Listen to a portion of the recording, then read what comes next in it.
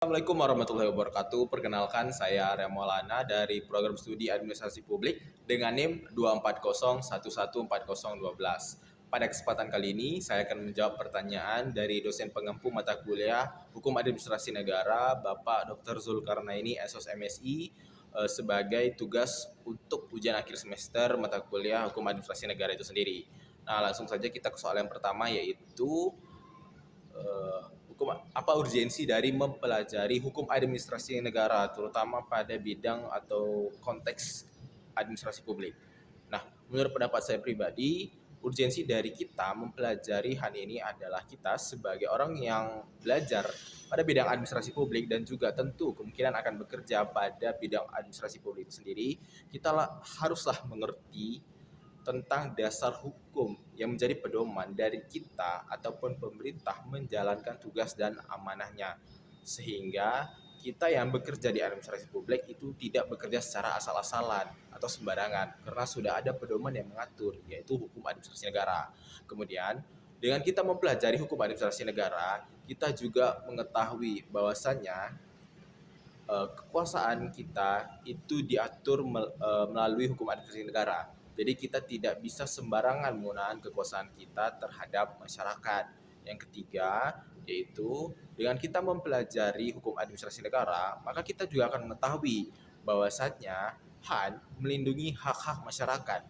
Sehingga jika kita gambarkan secara simbolis, hukum administrasi negara itu berada di tengah-tengah antara pemerintah dan juga masyarakat. Lanjut kita ke soal yang nomor 2, yaitu salah satu tujuan dari adanya HAN yaitu menciptakan aparatur sipil negara yang bonafit atau profesional. Apa maksudnya itu? Nah, maksud dari salah satu tujuan hukum administrasi negara itu ialah untuk menciptakan aparatur sipil yang profesional. Dikarenakan di dalam HAN itu terdapat nilai-nilai atau pedoman yang harus dipelajari, dimiliki, dan diimplementasikan oleh aparatur sipil negara sehingga ketika mereka bekerja, mereka mempunyai nilai-nilai yang harus diterapkan dan nilai-nilai itulah yang akan membantu mereka menjadi seorang profesional. Contohnya di Indonesia itu ada nilai-nilai ASN yaitu berakhlak, berorientasi, akuntabel, kompeten, loyal, harmoni, adaptif, dan kolaboratif. Nilai-nilai itulah yang akan membangun jiwa profesional dari seorang ASN. Dan ASN itu akan bekerja sesuai dengan peraturan, bukan dari kepentingan dia sendiri. Nah, dengan adanya HAN itu juga akan membantu meminimalisir yang namanya nepotisme.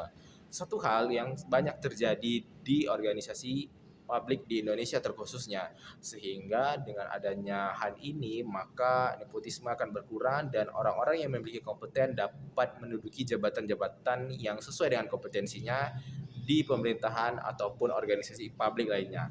Kemudian soal yang ketiga yaitu sebagai alat tertib hukum, HAN itu berfungsi untuk mengatur dan melayani. Apa maksudnya? Nah, jadi HAN itu sendiri sebenarnya adalah alat yang digunakan pemerintahan untuk menjalankan fungsi pemerintahan sendiri, yaitu fungsi pengaturan dan fungsi pelayanan. Nah, ada beberapa contoh ketika pemerintah menggunakan HAN sebagai alat untuk menjalankan fungsi-fungsi pemerintah sendiri, seperti contoh ketika pemerintah menggunakan HAN sebagai alat pengaturan, yaitu di mana pemerintah itu membuat atau mengatur tata wilayah administrasi.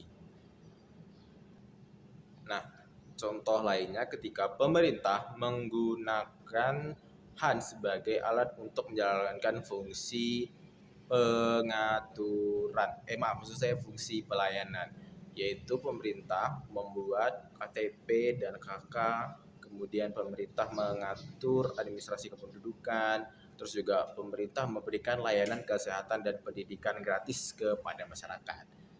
Nah, jadi dengan adanya HAN, maka pemerintah itu mempunyai dasar hukum untuk setiap tindakan yang akan mereka lakukan kepada masyarakat. Sekiranya sekian dari saya. Mohon maaf bila ada kata-kata yang salah. Saya akhiri, wabillahi taufiq wal hidayah. Assalamualaikum warahmatullahi wabarakatuh.